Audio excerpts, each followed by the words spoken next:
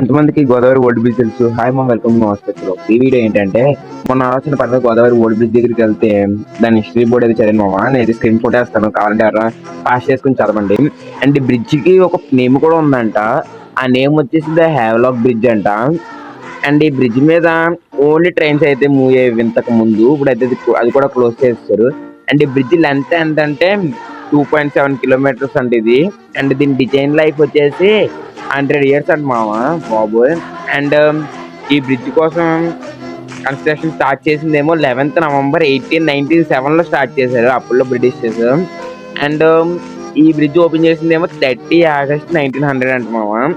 And ఇది 1997 లో close చేస్తారు మామ. అంటే అది వరకు అంత ఫిట్ గా లేదని చెప్పి. బట్ ఇప్పటికి నీ బ్రిడ్జ్ అయితే చాలా ఫిట్ గా అయితే ఉంది.